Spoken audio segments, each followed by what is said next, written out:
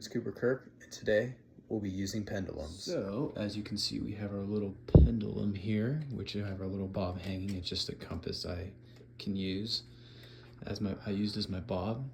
So, we're gonna first measure the length of the string in centimeters. So, I've got my handy dandy tape measure with me. And so the length of the string will be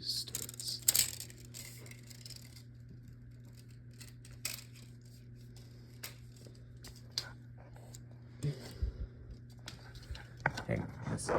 Okay. Okay, so our length of the string, let's see, in centimeters, looks to be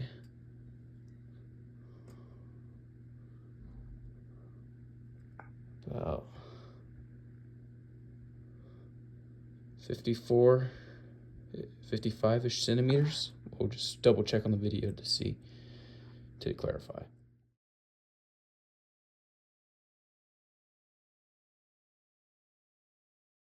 See, I have the pendulum starting from a maximum distance away from the center. So the period is time for one oscillation. So the moment this pendulum comes back to where my hand is the time period. So the moment when it comes, we're gonna use the time from the video to find the time period of this pendulum. So let's do it.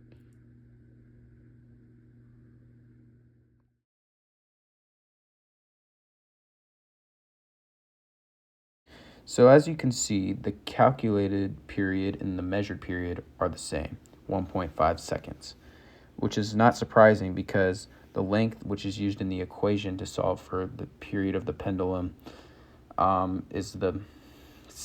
doesn't change, as well as the gravity doesn't change. So the time periods are the same for that reason. Okay, so to find our maximum speed, we have to first find our maximum kinetic energy, which is equal to our maximum gravitational potential energy. Gravitational potential energy is equal to mass times gravity times the change in y. The change in y, which is the height above the ground, of the bob from the ground, is 0.52 meters. The gravity is still 10 meters per second squared, and the mass is measured out to be 0.015 kilograms.